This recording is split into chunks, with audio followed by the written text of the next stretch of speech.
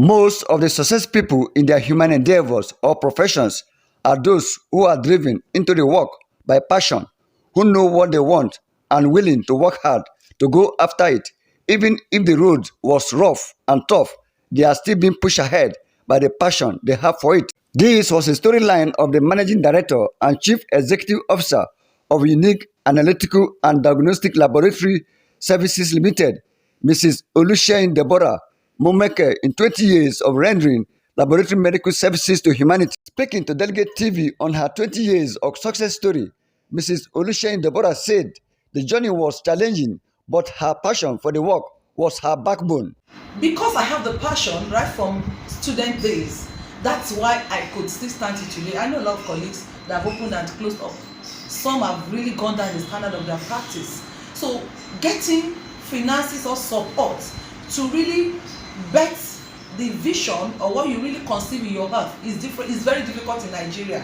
And you know, we're struggling from our policies on your own, and yet try to maintain this standard and try to meet up with these fees, charges will come here and there. Different tax forces will come in. You'll be looking at it. Do they really want us to survive? You know, it's really not easy. But God has been with us all through, and it's just been a sustainer. No source of funding from anywhere. And that's why I'm saying now, if you could get one, you will marvel at what we're professionally. Yes, it's been challenging, it's been interesting, it's been, you know, it makes me personally to really brainstorm and to touch lives. And what gladdens my heart mostly are lives being touched in this organization. The reports of people about our services, you know, we've had encounters with a lot of people, some from abroad, and they assess our service in comparison what they did out there in US, Canada, and they keep giving us kudos. And this has been giving me drive to do more, to test after the quality according to our vision and mission. And even at now, we are not ready to relent. We are still moving forward, and we're going to be celebrating more decades with better progress, quality-wise, and in every standard.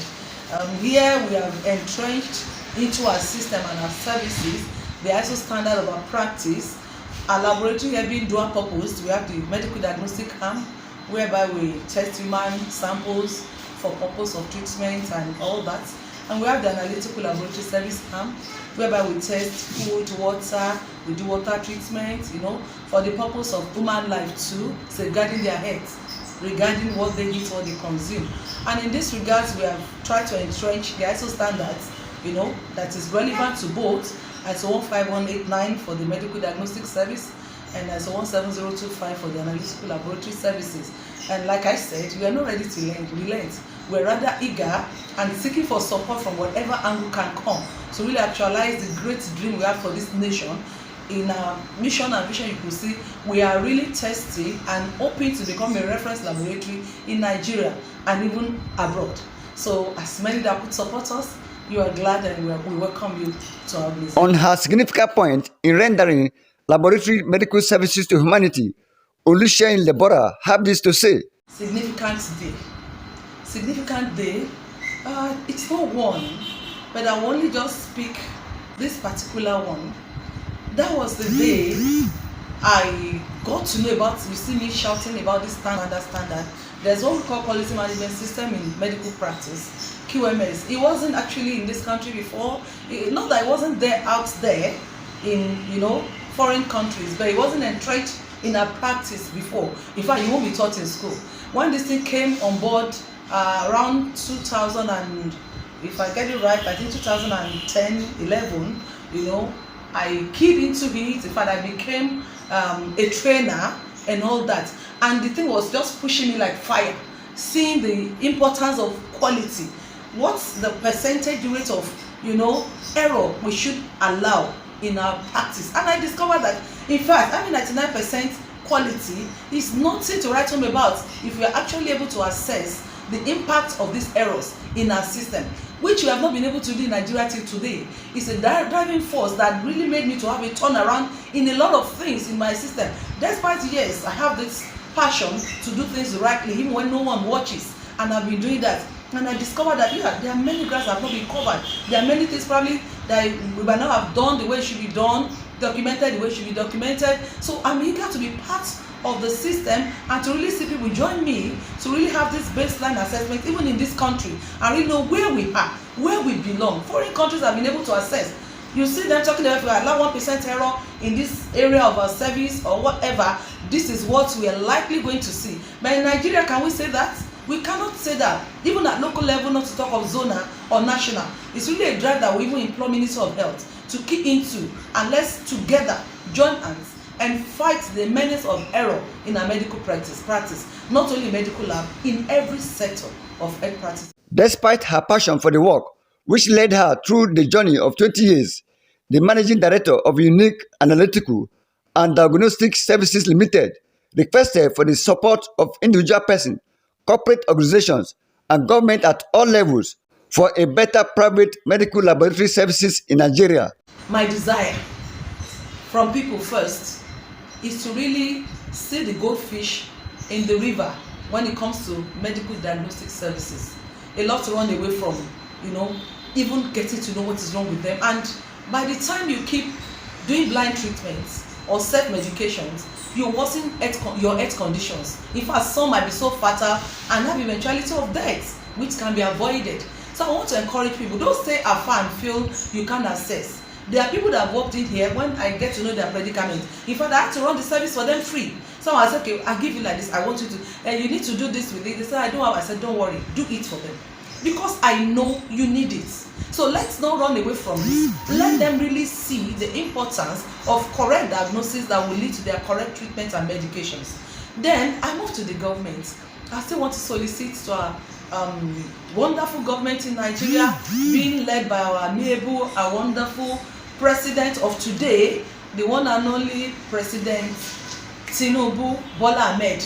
Yeah, I call him my father sometimes, and some people laugh at me and say, does he know you? He doesn't need to know me before I can call him my father. He's the father of the nation, so it's my father, invariably. I like to just appeal, if there's a way they can really carve out a niche for us in medical practice, especially those of us in the diagnostic arm, funding, support, grants, for us to do a lot of things that will affect human life. During this our 20th anniversary, we didn't just do that I want to do jamboree. In fact, we did this celebration for over a period of 1 month. What did we do?